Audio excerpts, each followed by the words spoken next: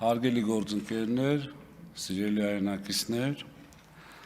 առաջին հերթին ցանկանում եմ շնորհակալություն հայտնել մեզ ընտրող քաղաքացիներին եւ ընդհանրապես բոլոր քաղաքացիներին Հայաստանի Հանրապետության, ընտրողներին, ինչի համար առաջին հերթին, որ հնարավորություն են տվել մեր խմբակցությանը լինել այստեղ եւ ես վստահեցնում եմ, որ այն ինչի համար դուք մեզ գործուղել եք այստեղ հաջողելու է։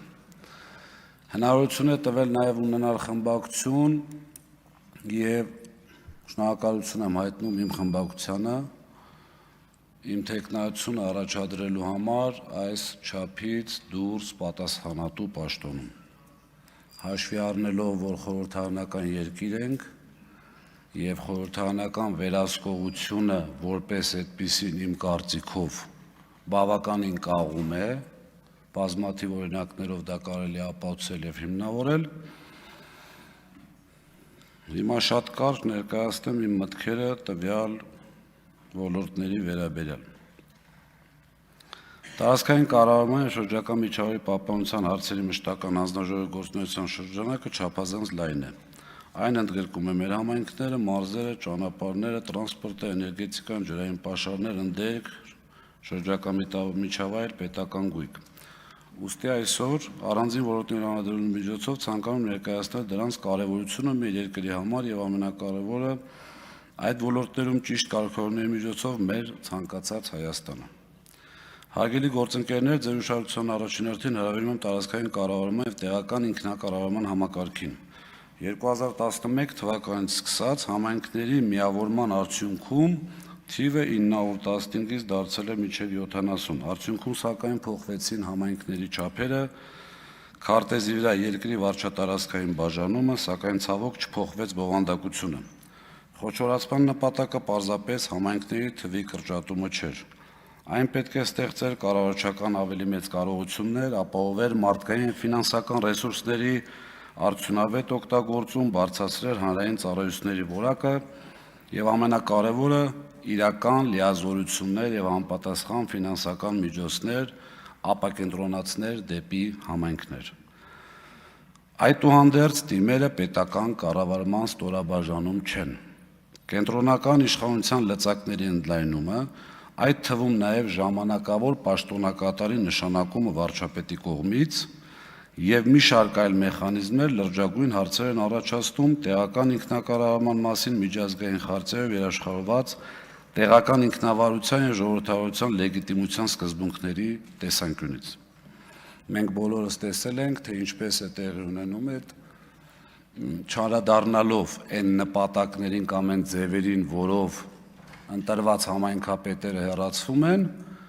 իմ կարծիքով սա պետք է չեղարկել եւ ուղղակի հեռացնելուց հետո ընտրական օրենսգրքի սահմաններում նշանակել նոր ընտրություններ կամ համայնքի հավաքանին իր, այսպես ասած, եթե հնարավոր է իր լիազորությունները իրականացնի։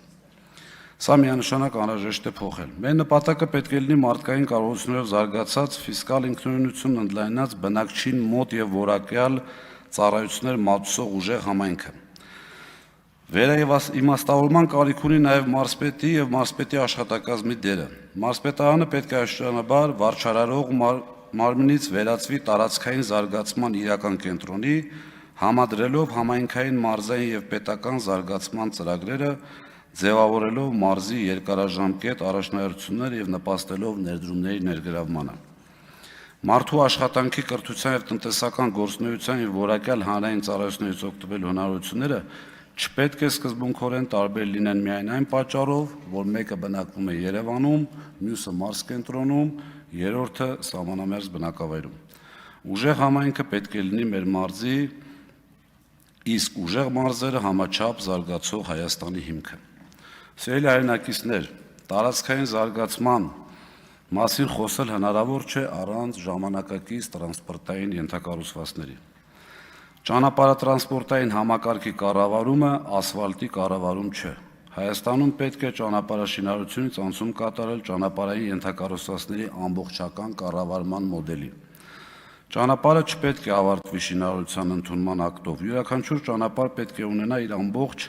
կենսացիկլի համար պատասխանատու կառավարում, նախագծում կառուցումից մինչև մշտական սպառկում, անվտանգություն, լուսավորություն, կլիմայական և բնական ռիսկերի կառավարում ու արտակարգ իրավիճակների արձագանքում։ Սա թույլ կտա նաև առանձին ճանապարհների կառավարումից անցնել ճանապարհային ցանցի որպես միասնական ակտիվի կառավարման, տվյալների հիման վրա կառավարելով դրա վիճակը, անվտանգությունը, բեռնվածությունը, սպասարկումը և ներդրումային առաջնահերթությունները։ Հյուսիս-հարավը, երկաթուղային հաղորդակցությունները, սահմանային ենթակառուցվածքներն ու ապագա լոգիստիկ կենտրոնները պետք է դիտարկել ոչ թե որպես իրարից անկախ ծրագրեր, այլ որպես Հայաստանի միասնական տրանսպորտային ռազմավարության մասեր։ Ցավով պետք է նշել, որ ռազմավարական այդ մասերից ավիացիայի համակարգում ունենք էական խնդիր, Հայաստանը շարունակում մնալ ԵՄ ավիացիոն անվտանգության սև ցուցակում, ընդ որում այնտեղ հայտնվել է դեռևս 2020 թվականին և այդ խնդիրը լուծված չէ։ Տրանսպորտային ոլորտի մեկ այլ խնդիր չկտրվել հողից և մեր բնակիչներից ամենամտահոգիչ իրավիճակ կայանում է նրան, որ չնայած այսօր մեր գրեթե ամենօրյա օրակարգում խոսում ենք ինչ-ինչ գլոբալ նախագծերից, սակայն իրականությունը երկրի ներսում և մեր բնակչի համար այլ է։ Միասնական երթուղային համակարգը, որը պետք է ներդրված լիներ բոլոր մարզերում և բնակավայրերում, ցավոք այսօր բացառությամբ մի երկու մարզի կանոնավոր երթուղիների այդ ամբողջական համակարգը դեռևս չկա։ Սա մեր քաղաքացիների ամենօրյա կյանքի և տարրական բարեկեցությանը վերաբերող հարց է, որը պետք է այդ թվում պարլամենտական վերահսկողությամբ օր առաջ լուծվի։ Ինչպես մենք ենք ուզում ապահովել աշխարհի հետ կապակցության գլոբալ պրոյեկտներ, ինչպես ենք մենք ուզում ապահովել աշխարհի հետ կապակցության գլոբալ պրոյեկտներ, եթե չենք կարողանում դեռ մեր երկրի ներսում բնակավայրերը կապել միմյանց։ Հարգելի գործընկերներ, տրանսպորտային քաղաքականության կարևոր ուղղությունը նաև Երևանի բեռնաթափումը, բայց սա միայն խցանումների կամ ճանապարհի խնդիր չէ։ Դա նաև տնտեսական ակտիվության, աշխատատեղերի և ծառայությունների գերկենտրոնացման հետևանք է։ Հետևաբար Երևանի իրական բեռնաթափումը պետք է ուղեկցվի մարզերի զարգացմամբ և մայրաքաղաքի հետ արագ ու հարմարավետ տրանսպորտային կապերի ստեղծմամբ։ Եթե նախկինում սիրելի հայրենակիցներ, ձեր ուշադրությունը եմ հրավիրում մեր երկրի մեկ այլ ռազմավարական ռեսուրսի ջրի վրա։ Եթե նախկինում ջրային ռեսուրսների կառավարում հիմնականում դիտարկվում էր որպես տնտեսական և բնապահպանական խնդիր, ապա 44-օրյա պատերազմի և դրան հաջորդած նոր իրողություններից հետո այն պետք է դիտարկենք նաև որպես Հայաստանի ազգային անվտանգության բաղադրիչ։ Պետք է առաջնորդվել պարզ սկզբունքով. Հայաստանում ձևավորվող ջրային պաշարը պետք է հնարավորինս արդյունավետ կուտակվի, պահպանվի և օգտագործվի Հայաստանի տնտեսության ու քաղաքացիների կարիքների համար։ Դա նշանակում է նոր ջրամբարների և կուտակման համակարգերի կառուցում, գործող ենթակառուցվածքների արդիականացում, խմելու և ոռոգման ջրի համակարգում, կորուստների հետևողական կրճատում։ Այսօր ցավով եմ արձանագրում, որ հայտարարված 17 ջրամբարի կառուցման ծրագրից մոտարապես մինչև 1 տարի առաջ կառուցվել էր և ավարտվել էր միայն մեկը։ Կլիմայական փոփոխությունների պայմաններում ջրի արժեքը միայն աճելու է, հետևաբար այսօր ջրային համակարգում կատարված յուրաքանչյուր արդյունավետ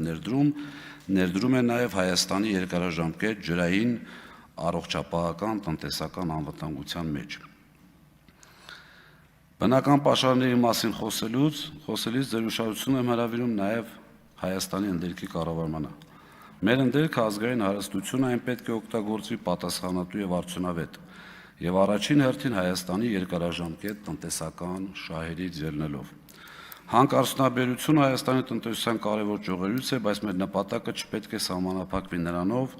թե որքան հանքանյութ ենք արդյունահանում և ինչքան ավելի արագ և մեծ ծավալներով խտանյութ ենք արտահանում։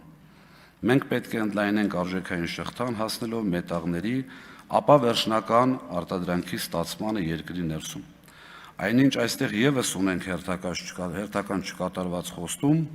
դեռևս 2021 թվականին իշխանությունները խոստացել էին, որ երկիրը ունենալու է պղնձաձուլարան։ Անցել է 5 տարի, փոխարենը մենք ավելի արագ ենք արդյունահանում մեր ընդերքը, վերցնելով նաև ապագա սերունդների մասնաբաժինը։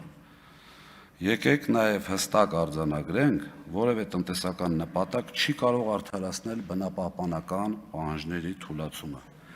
Մեր խնդիրը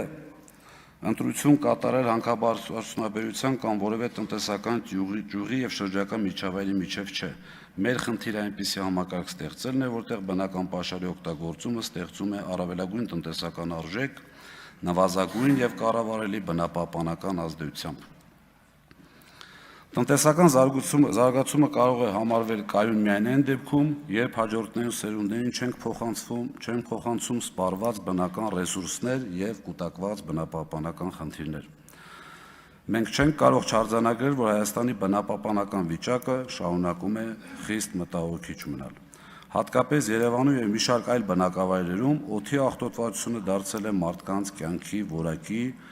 վրա անմիջականորեն ազդող խնդիր։ Իսկ անտառային տարածքների պահպանության եւ վերականգնման ուղղությամբ իրականացվող քաղաքականությունը զուրկ է միասնական հստակ գույքագրումից եւ կառավարումից։ Էներգետիկայի ոլորտում հաշվի առնելով, որ հեծից բազմաթիվ անգամ խոսել եմ, այսօր չեմ խոսեմ միասնական համակարգի կայունությունից։ Հայաստան-Իրան 400 կիլովոլտ գիծը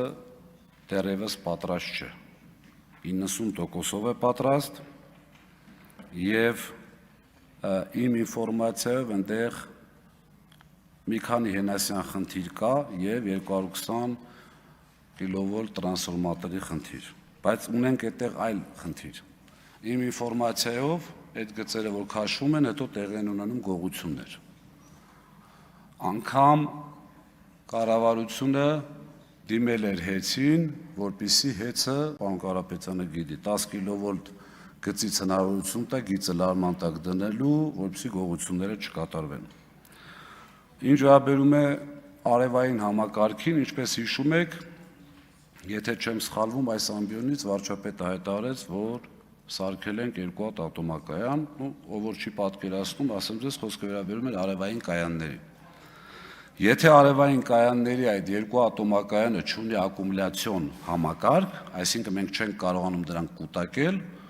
ապա դա ավելի մեծ վտանգ է դառնում, քան օգուտ։ Այսինքն, երբ որ առաջարկը ավելի շատ է պահանջարկից, այստեղ մասնագիտական լեքսիկոնով չխոսեմ, դա շատ լուրջ խնդրեմ է, օրինակ համակարգի 0 նստելը։ Որպեսզի ունենանք կայունություն, շատ անհրաժեշտ է ունենալ այդ ակումուլյացիոն կայանները։ Անգամ եթե ատոմակայանը կանգնի էլ, սիրելի հայրենակիցներ, Հայաստանի Հանրապետությունը էներգետիկայի մասով համարվում է ինքնաբավ երկիր։ Այս պարագայում քննարկել, թե Ալիևն ինչ ասել, ընդեղից Նախիջևանից հոսանք բերենք, մյուս անենք, կարծում եմ ճիշտ չի։ Նաև այստեղ խնդիր ունենք ընդհանուր Իրան-Հայաստանի շարունակությունը համարվող Հայաստան-Վրաստան գծի կառուցումը, որը եւս դոփում է իր տեղում։ Ավարտելով ելույթս ցանկանում եմ նախորդիվ հնչած ինձ ներկայացնող իմ գործընկերոջը, որին առանձնահատուկ շնորհակալություն եմ հայտնում մտահոգող հարցերին։ Հանձնաժողովի նախագահի պաշտոնը ինձ համար չափազանց պատասխանատու պաշտոն է։ Ինչ վերաբերվում է իմ գործընկերների հետ, այսպես ասած, կռվացնելուն, չի ստացվի, շատ հարգում եմ եւ իրենք ինձ կօգնեն։ Սա եղել է ֆրակցիայի որոշումը, համաձայնացվել է մեր ընկերների հետ, որևէ խնդիր չունենք։ Չեմ խնդրելու ձեզ ինձ ընտրել, չեմ հորդորելու ձեզ ինձ ընտրել, չեմ պահանջելու հաշվի առնելով Դոնթի բանաձևը միայն այդ առումով պահանջելու ինձ ընտրել, բայց ընտրվելու դեպքում պատրաստ եմ համագործակցել բոլորի հետ, անկախ քաղաքական, այսպես ասած, շատ խորը տարաձայնություններից։ Հիմա շատ փոքր անդրադարձ կատարեմ պարոն Հակոբյանի այսօրվա ելույթին, չցանկանալով մտնել նրա մեջ, որ եթե այստեղ խոսվում է, չէ, ասենք, որ ամենայն հավանականությամբ դա պետք է համարվի որպես ապատեղեկատվություն։ Բայց ինչևէ, Չէ, եթե ազգային ժողովի ամբիոն համարենք, ներողություն ավարտեմ, ինձ թվում է հնարավորություն կունենաք, ես չգիտեմ ինչի մտածում եմ դուք ինձ հարց եք տալու, էլի, կունենաք այդ հնարավորությունը։ Ուրեմն խնդիրը ինչի մասին է։ Հայաստանի Հանրապետությունում գործում է հետևյալ համակարգը։ Բացարձակ հետաքրքիր չի եւ կապ չունի, թե քրեական գործը ինչին է վերաբերվում, ինչին ուշադիր եղեք։ Շատ կարևոր է թե ում է վերաբերվում։ Հիմա իմ հոր, ես ճիշտ ասած, եթե զգացել եք, բավականին եւ իմ գործից չեմ անդրադարձ կատարել եմ, ստիպված եմ, ոչ իմ ընտանիքից եմ ցանկանում խոսել, բայց այստեղ միջև անդրադառնալ այդ դատական գործին, այստեղ շատ պետք է հետաքրքրել, մամուլով տարածվեց, ճիշտ է մենք դեմ էինք, բայց չէինք կարող այդ ամեն ինչին փակել, ես էլ մի քանի անդրադարձ կատարել եմ, իշխող ֆրակցիային ինչ-որ երևի տեղյակ եք ինչի մասին է խոսքը, դրա համար ձեզ չհետաքրքրեց, թե 50 եւ ավել տարվա Երևանի պետական համալսարանի շատ դժվար է ինձ խոսել, որովհետև միգուցե կարծեք սուբյեկտիվ է, բայց կարծում եմ այստեղ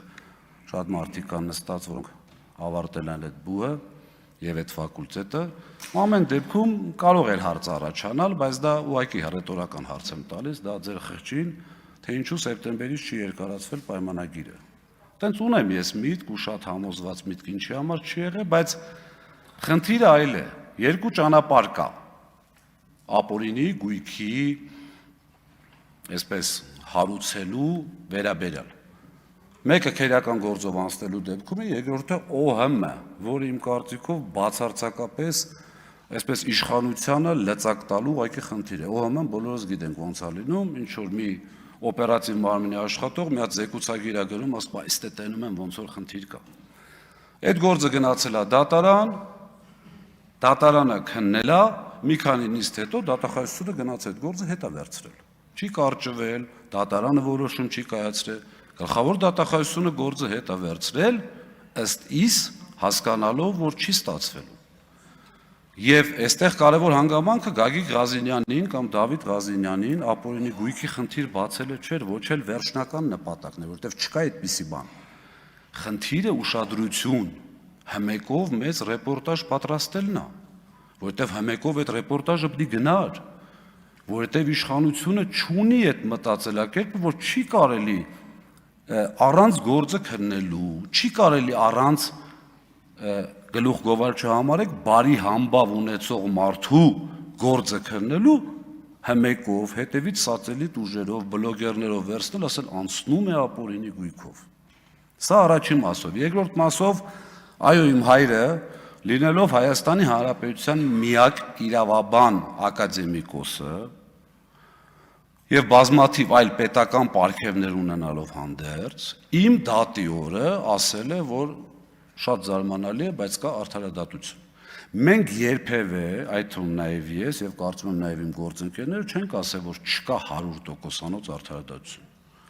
Ի ուրախություն մեզ, ի տխրություն իշխանության, այո, կան դատավորներ, ճիշտ է, շատ քիչ են, բայց կան դատավորներ, որոնք չեն ենթարկվում։ Եվ ամենակարևոր հանգամանքը, հիմա եթե օրենքի ուժով Ղազինյան, մենք այսինքն իմ հայրը լինելով իրավաբանության ժամանակակից, այսպես ասած, մի բազմաթիվ օրենսգրքերի հեղինակ, ընդհանրապես անկախության ժամանակվանից այստեղ ունեն երջանկահիշատակ Էդվարդ Եգորյան, որը մասնագիտությամբ իրավաբան չէր, բայց պետաիրավականի նախագահն էր, հավաքել էր, այսպես ասած, լավ մասնագետների, այդ ակունքներում կանգնած մարդ լինելով, պետք է երևի ուրախանա, որ օրենքի ուժով պատգամավորի անձեռնմխելիություն ձեռք բերած անձին դատարանը ուղղակի այլ բան չունի անելու, չի կարող։ Չնայած հաշվի առնելով ինչեր է կատարվում, կարող է դել քաղաքական իշխանության կամքը լիներ։ Ամեն դեպքում կարծում եմ, որ այո, շատ փոքր տոկոսով կա արդարադատություն։ Եվ Աստված չանի, որ այդ փոքր տոկոսը զրոյանա։ Հիմա պատրաստ եմ պատասխանել ձեր հարցերին։